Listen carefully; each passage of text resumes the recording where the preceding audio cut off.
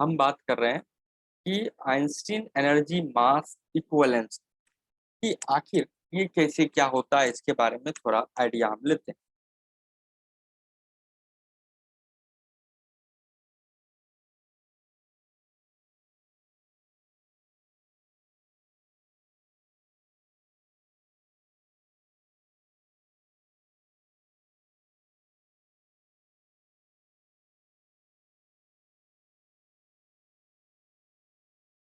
Energy मास equivalence, तो ये आखिर कैसे क्या कॉन्सेप्ट आया, थोड़ा बहुत आप देखिएगा समझिएगा। सुनिए पहले, अगर हम कह रहे हैं किसी भी एलिमेंट के लिए हम लोग बात करें, किसी भी एलिमेंट के लिए बात करें, जैसे मान लेते हैं एग्जाम्पल लेते हैं एल्युमिनियम 1327।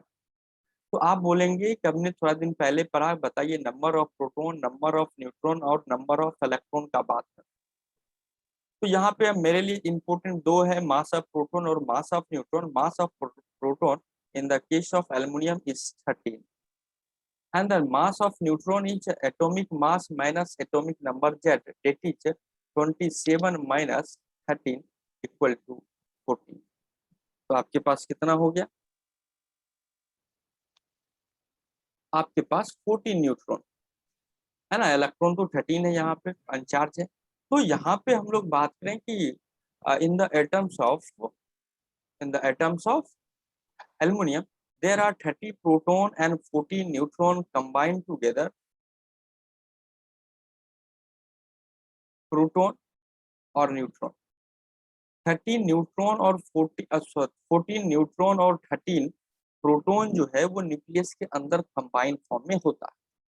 अगर हम लोग बात करें इस तरह से 13 न्यूट्रॉन, अगर इस तरह 13 प्रोटॉन इस तरह से अगर हम लोग बना दें, समझ लीजिए 13 है, कॉमनली बना देते हैं, कितना हो गया? 3 6 9 10 1 11 12 1 13, 13 ये प्रोटॉन है। और यहाँ पे हम लोग 14 जो है वो हम लोग न्यूट्रॉन बना देते हैं। 1 2 3 4 5 6 7 8 9 10 11 12 13 14, ये 13 प्रोटॉन, ये 13 नंबर है, आगे पीछे हो तो समझ लीजिएगा, ये 14 न्यूट्रॉन है। ये आपस में कंबाइन होके और एक न्यूक्लियस का फॉर्मेशन करता है। अगर ये देखिए ये इंडिविजुअल, ये बेटा इंडिविजुअल है। इंडिविजुअल का मतलब होता है कि ये दोनों अलग अलग रह रहे हैं और ये कंबाइंड फॉर्म में, इसका मतलब है कि ये एक सिस्टम फॉर्मेशन कर रहा है। और आपको पता है कि इंडिविजुअल का energy, energy of individual I greater than energy of system. ऐसा कि किसी भी इंडिविजुअल का एनर्जी ज्यादा होता है एज कंपेयर टू सिस्टम। जब हम कोई सिस्टम फॉर्मेशन करते हैं या कोई भी, आपने केमिस्ट्री में भी केमिकल रिएक्शन पढ़ा होगा, कोई भी केमिकल रिएक्शन, यहाँ तो न्यूक्लियर रिएक्शन होगा, क्योंकि कोई भी केमिकल रिएक्शन तभी पॉसिबल होता है जब रिएक्टेंट का एनर्जी, अगर मान लेते हैं कि आपके पास ए प्लस बी जो है वो कन्वर्ट हो रहा है सी प्लस डी में, ये तभी पॉसिबल होगा जब energy of C plus D, इसको बोलते हैं प्रोडक्ट, जो वो छोटा हो एनर्जी ऑफ रिएक्टेंट का। ये रिएक्टेंट है आपका, एनर्जी ऑफ रिएक्टेंट था। रिएक्टेंट का एनर्जी ज्यादा होता, प्रोडक्ट का एनर्जी कम हो, तभी ये रिएक्शन पॉसिबल होता है। आपने कर्व भी देखा होगा, अगर आपको थोड़ा बहुत अगर आइडिया लग रहा हो बेटा, तो अगर आपको आइडिया हो, अगर आपको आइडिया हो तो आपने इस तरह का एक कर्व आप पढ़े होंगे एनर्जी से रिलेटेड, बताइएगा यस या नो करके। ये जो आपका होता था ये एक्टिवेशन एनर्जी ये होता था, ये आपके पास एनर्जी ऑफ रिएक्टेंट होता था, और ये आपका एनर्जी ऑफ प्रोडक्ट होता था। ये रिएक्शन जो है ये फॉरवर्ड रिएक्शन होता था, ये रिएक्शन पॉसिबल होता था क्योंकि जब तक internal potential energy, internal potential energy जब आपका डिक्रीज करता है ना, इंटरनल पोटेंशियल एनर्जी, इंटरनल है ना, छोटा छोटा बात है, internal, internal potential energy inversely proportional to stability होता है। स्टेबिलिटी होता है।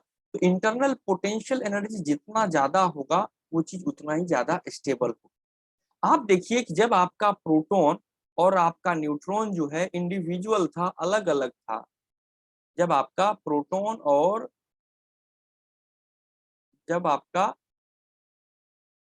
जब आपका प्रोटॉन और न्यूट्रॉन अलग अलग था, तो उसके बाद जब सिस्टम में फॉर्मेशन किया, ये प्रोटॉन और न्यूट्रॉन सिस्टम तभी फॉर्मेशन कब करेगा जब आपका सिस्टम का एनर्जी इंडिविजुअल के एनर्जी से कम होगा, क्योंकि सिस्टम फॉर्मेशन कर रहा है। सिस्टम फॉर्मेशन किया ये तभी हुआ जब ये सिस्टम स्टेबल होगा, और अगर ये स्टेबल हुआ है तो इसका मतलब है कि इंडिविजुअल से ज्यादा स्टेबल सिस्टम है, इसका मतलब है इंटरनल पोटेंशियल एनर्जी जो है वो इंडिविजुअल का ज्यादा था, सिस्टम का कम होगा। इंटरनल एनर्जी जितना ही कम होगा उतना ही ज्यादा स्टेबल होगा। अरे हाँ कि ना? हाँ सर। समझ रहे हो बात को?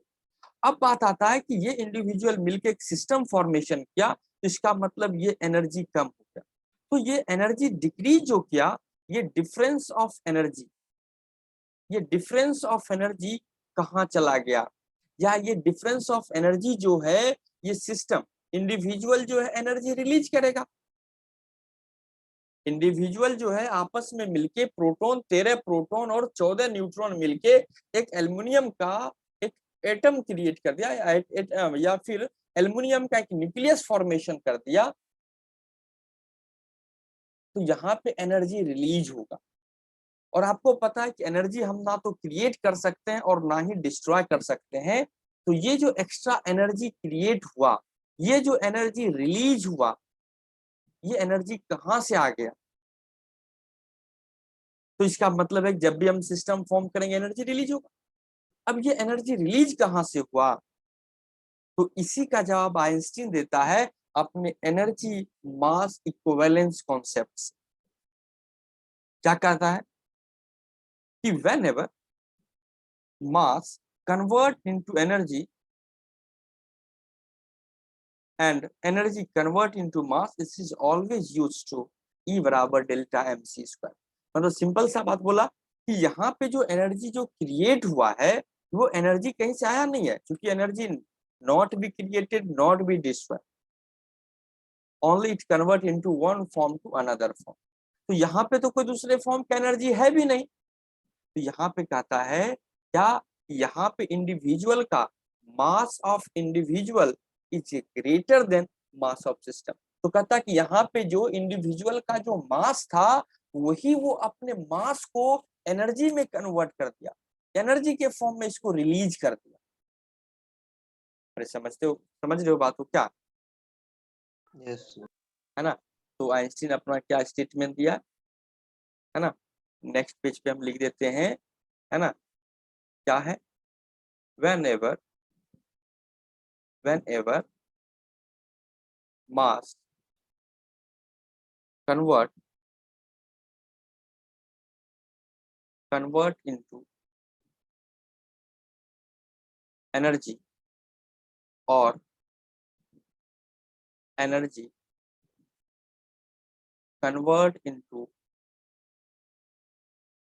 mass, we always use E बराबर delta M C square, delta M C square. E क्या है आपके पास? ई आपके पास एनर्जी, एनर्जी। एम क्या है यहाँ पे?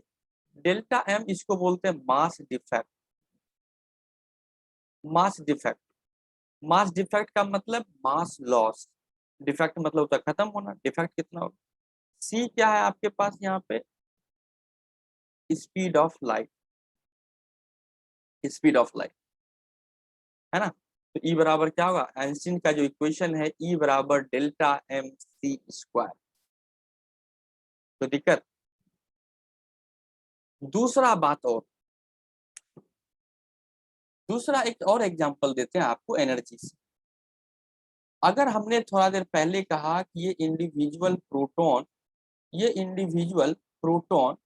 और ये इंडिविजुअल न्यूट्रॉन, इंडिविजुअल समझते हैं ना, अलग अलग प्रोटॉन और न्यूट्रॉन, ये प्रोटॉन और न्यूट्रॉन आपस में कंबाइन होके एक न्यूक्लियस का फॉर्मेशन कर, मतलब सिंपल सा एक छोटा सा बात है कि एक सिस्टम का फॉर्मेशन कर। अरे हाँ कि नहीं, यस सर। एक सिस्टम बना, और सिस्टम को बनाने के लिए आपको पता है कि एलिमेंट के बीच में ये अगर एक प्रोटॉन है, एक ये न्यूट्रॉन है, तो इसके बीच में एक फोर्स ऑफ अट्रैक्शन वर्क करना चाहिए। फोर्स ऑफ अट्रैक्शन वर्क करना चाहिए। फोर्स ऑफ अट्रैक्शन करेगा तो ये आपस में कंबाइन होगा, ये आपस में कंबाइन होगा। जब ये कंबाइन होगा तो एक सिस्टम बनाता, और कंबाइन जब करता है तो इस एलिमेंट के बीच में जो डिस्टेंस है इसको बोलते हैं बॉन्ड लेंथ बोलते हैं। और इसको कंबाइन करने के लिए जो एनर्जी रिक्वायर्ड होता है ना, एनर्जी रिक्वायर्ड, और ये जो कंबाइन करने के लिए एनर्जी रिक्वायर्ड होता है बेटा, इसको हम लोग एक अलग नाम देते हैं, जिसको बोलते हैं बॉन्ड एनर्जी। क्या बोलते हैं इसको? इसको हम लोग बोलते हैं बॉन्ड एनर्जी। तो जब ये सिस्टम फॉर्म करेगा तो आपस में एक बॉन्डिंग, जब ये सिस्टम फॉर्म करेगा तो आपस में एक बॉन्डिंग होगा कि नहीं होगा, बोलो। जब हम कोई यस सर। सिस्टम फॉर्मेशन करते हैं, जब हम कोई सिस्टम फॉर्मेशन करते हैं,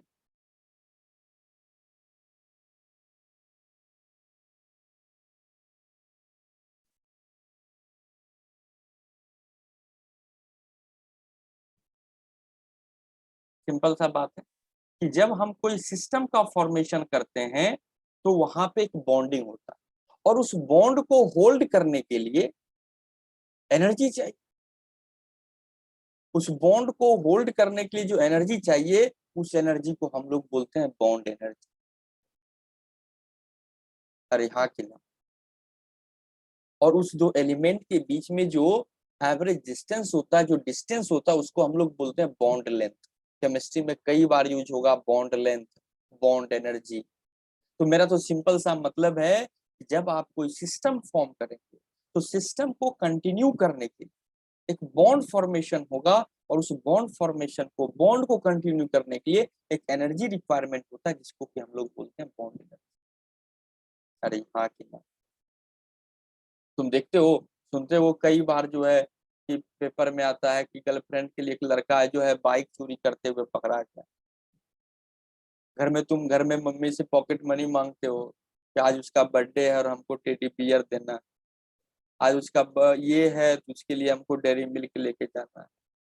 अरे हाँ कि ना, बोथ साइड, ऐसा नहीं है केवल एक साइड से होता है, दोनों साइड से। अरे होता है कि नहीं होता है, बोलो ना। अरे हाँ कि ना।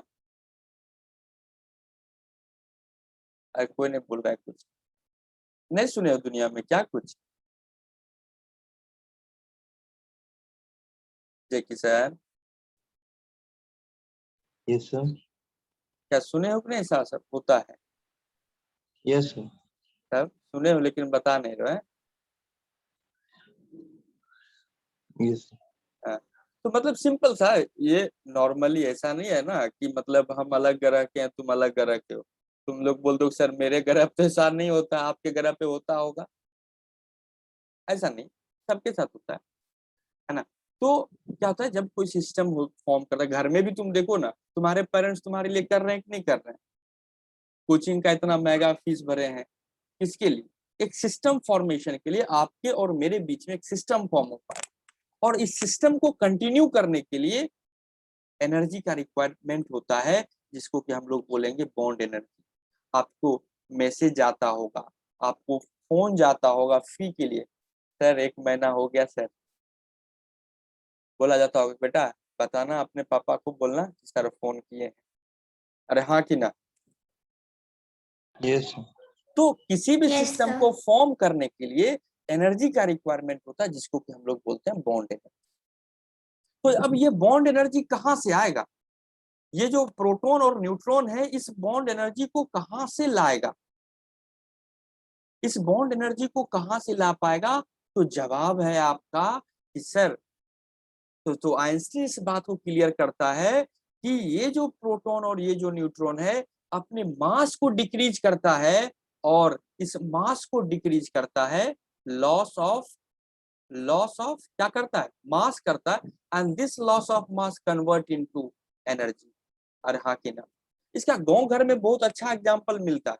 शायद आप कभी ऐसा देखे होंगे लाइफ में, या कभी सुने होंगे, या तो कहीं देखा भी होगा कि गांव घर में जो टीचर होता है जब वो पढ़ाता है, तो जो गार्जियन पैसा देने में कैपेबल नहीं होता है, तो वो कहता है कि अरे सर हम नहीं दे पाएंगे। तो टीचर कहता है कोई बात नहीं सर, बच्चे के बीच में मेरा बॉन्ड बना हुआ है। तो पेरेंट्स क्या करता है, उसके बदले में कुछ और दे देता है।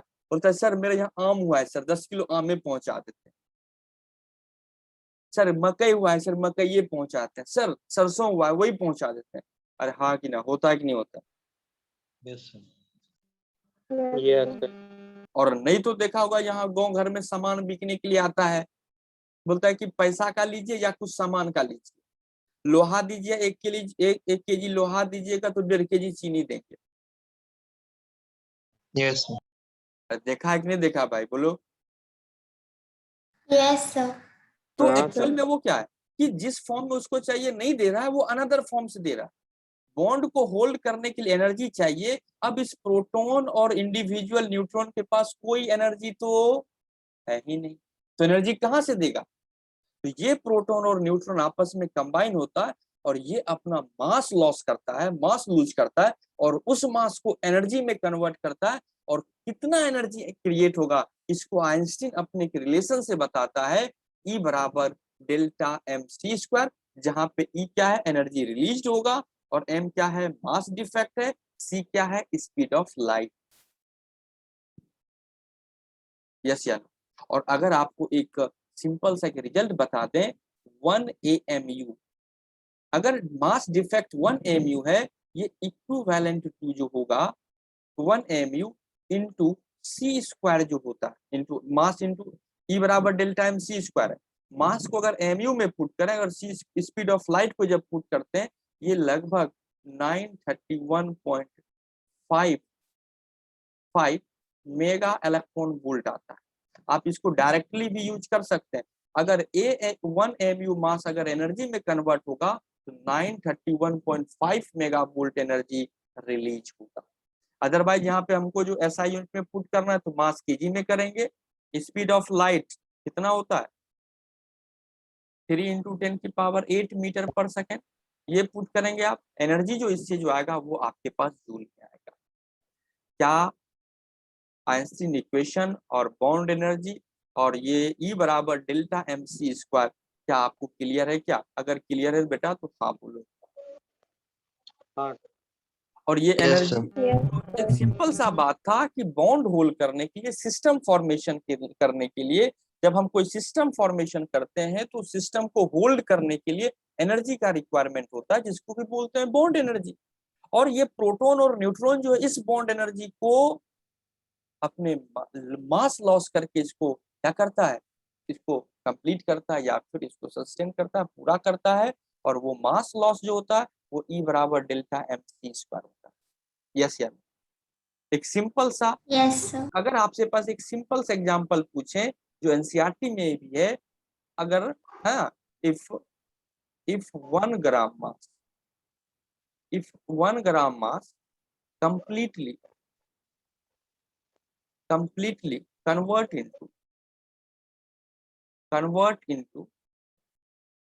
into energy, then find value of energy। Energy आपको बताना कितना होगा अगर ये मास जो है 1 ग्राम मास कंप्लीटली एनर्जी में कन्वर्ट होता है। सिंपल सा बात है सॉल्यूशन। क्या तो मास डिफेक्ट कितना हो गया? 1 ग्राम, क्योंकि 1 ग्राम टोटली कन्वर्ट हो रहा है एनर्जी, है ना? तो कितना हो गया? डेल्टा एम बराबर क्या हो गया बेटा 3 आपके पास? × 1 ग्राम 10⁻⁵ 10⁻³ kg हो गया। सी स्पीड ऑफ लाइट कितना 3 × 10⁸ मीटर पर सेकेंड। तो ई बराबर आपके पास क्या इंस्टेंट रिलेशन है, ई बराबर delta M C square 10⁻³ - 3 into